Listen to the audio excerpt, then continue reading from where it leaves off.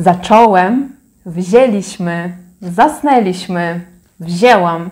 Jeżeli chcesz się nauczyć, jak używać poprawnie tych końcówek, nie tylko w ćwiczeniach, ale też w rozmowie, to zostań z nami i zaczynamy!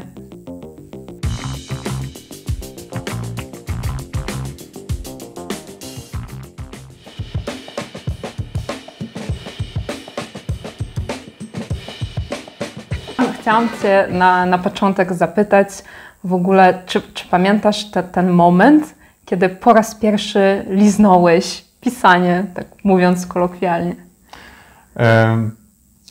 Po raz pierwszy liznąłem pisania, zacząłem pisać w gimnazjum i mając 15 lat napisałem pierwszą powieść zainspirowany twórczością Tolkiena i Sapkowskiego, których dużo czytałem w tamtym okresie.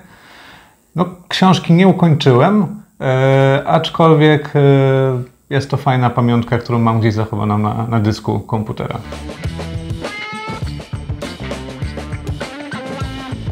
A kiedy zacząłeś pisać już takie opowiadanie, czy tę książkę, którą teraz ludzie mogą kupić i przeczytać? Bo rozumiem, że tak jak powiedziałaś, to co w gimnazjum, to nie ukończyłeś tego, więc kiedy zacząłeś już pisać coś, co inne osoby miały możliwość przeczytać? Do takiego poważnego pisania wróciłem bodajże w 2018 roku. Uczestniczyłem wtedy w kursie pisania powieści kryminalnej prowadzonej przez Wojciecha Chmielarza. A kim właściwie jest Wojciech Chmielarz? Wojciech Chmielarz to polski pisarz powieści kryminalnych i thrillerów psychologicznych. Jego chyba bardziej znane tytuły to Żmijowisko, na podstawie którego powstał serial, oraz Wyrwa. Tutaj z kolei powstał na podstawie tej książki film. A ostatnią pozycją jest bodajże Długa noc. To też seria kryminalna z komisarzem Mortką. No i Wojciech Chmielarz też dał polecajkę na okładkę mojej książki. Tutaj słabo widać, ale jest tam w tytule. No i czy pamiętasz moment, jak zacząłeś pisać już tę książkę? Jak to wyglądało? Czy usiadłeś przy komputerze, czy wziąłeś kartkę, może długopis i zacząłeś pisać ręcznie? Na początek tak, wziąłem faktycznie papierowe wersje, że tak powiem, czyli wziąłem do ręki notes i zacząłem w nim planować szkielet fabuły. Dopiero potem usiadłem przed komputerem i zacząłem stukać w klawiaturę wedle tego planu, bo kryminał jest taką strukturą, że trzeba ją dobrze zaplanować, żeby to trzymało się, żeby miał ręce i nogi.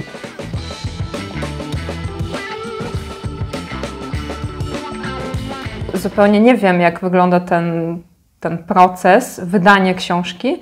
Ile minęło czasu od momentu, kiedy zacząłeś pisać, do momentu, kiedy po raz pierwszy pomyślałeś, że muszę to gdzieś wysłać, z kimś się skontaktować? Czy to są dwa równoległe procesy, czy właśnie minął jakiś czas?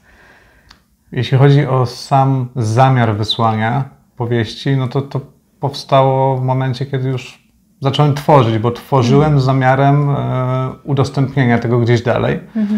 Tak więc no sam proces pisania książki, tej konkretnej, to były 4 miesiące, żeby napisać ten taki szkielet powieści. Potem oczywiście były poprawki we własnym zakresie i dopiero wtedy zacząłem po tych poprawkach wysyłać książkę gdzieś dalej.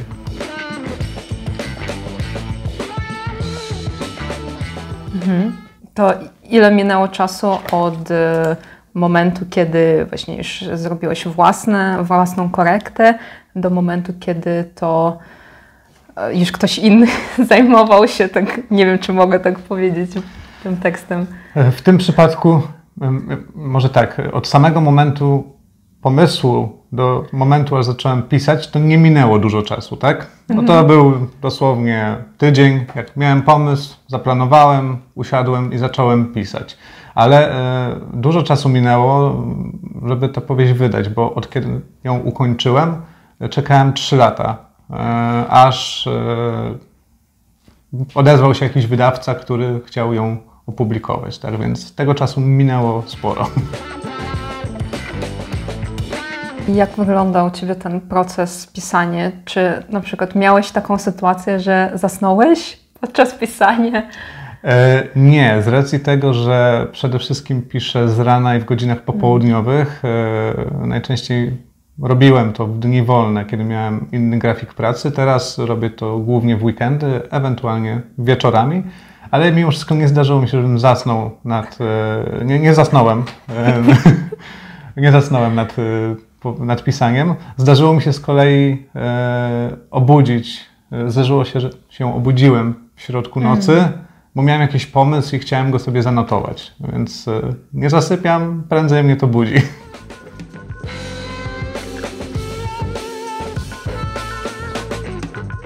To może teraz powiedz więcej o tej współpracy z wydawnictwem.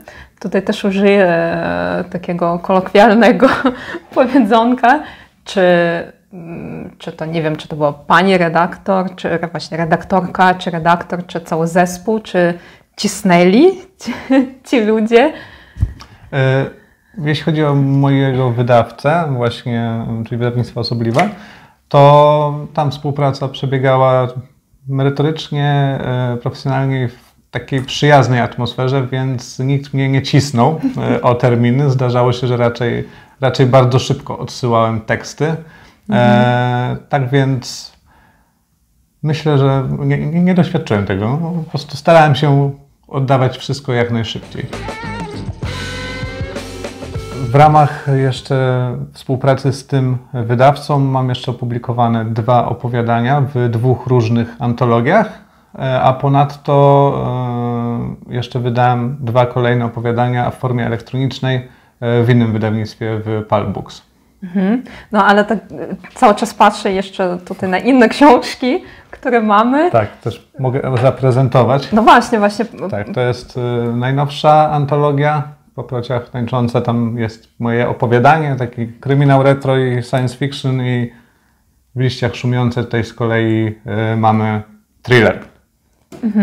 Czyli te książki to jest taki zbiór opowiadań różnych autorów i jedno opowiadanie to jest opowiadanie Twojego autorstwa. Tak jest, dokładnie.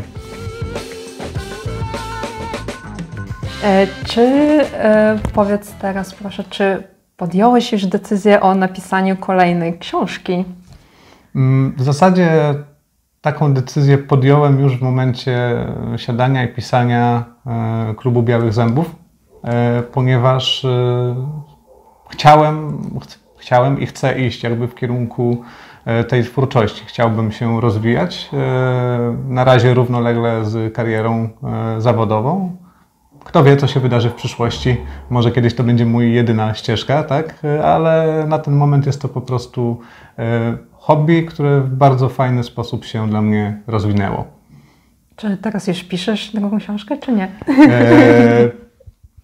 Czy to jest piszę, sekret? Nie, to absolutnie nie jest sekret. Mam dużo pomysłów, tylko że tak jak wcześniej, tak jak mówię, że przy pisaniu Klubu Białych Zębów od pierwszego pomysłu do pisania minęła chwila, minęło mało czasu, to teraz potrzebuję na przykład paru miesięcy, żeby coś przetrawić i dopiero stwierdzam, że to jest dobry pomysł, żeby usiąść i pisać. Więc mam kilka tematów, które sobie gdzieś tam obracam w głowie i kilka, które gdzieś przelewam na papier. Super. Może ostatnie pytanie, które chcę zadać. Czy pamiętasz, jak się czułeś, kiedy po raz pierwszy wziąłeś do ręki taką właśnie książkę papierową? Bo wiadomo, że miałeś tekst już w tym pliku, ale kiedy dostałeś te książki i właśnie wziąłeś tę książkę do rąk własnych, jakie miałeś emocje, co przeżywałeś? Byłem szczęśliwy, że udało się w końcu ten cel zrealizować i mam na to potwierdzenie. Ale myślę, że jakby tych więcej tych emocji jednak przyszło chwilę później. To pierwszy moment, kiedy odebrałem tą paczkę z paczkomatu, zobaczyłem te książki i po prostu było wow, w końcu. Dopiero później jakoś to przetrawiłem jeszcze i dodatkowo się tą sytuacją cieszyłem. To pięknie Ci dziękuję za to, że się podzieliłeś kulisami swojej pracy. Było bardzo ciekawe posłuchać, jak to wygląda, ten cały proces, od pomysłu do już bezpośredniej książki. I co, jak zwykle życzymy udanej nauki języka polskiego, wyłącznie zdanych egzaminów. Dajcie znać w komentarzach w ogóle, jak Wam idzie nauka. Co, na dzisiaj to ściskamy mocno i do zobaczenia w następnym Do zobaczenia, cześć.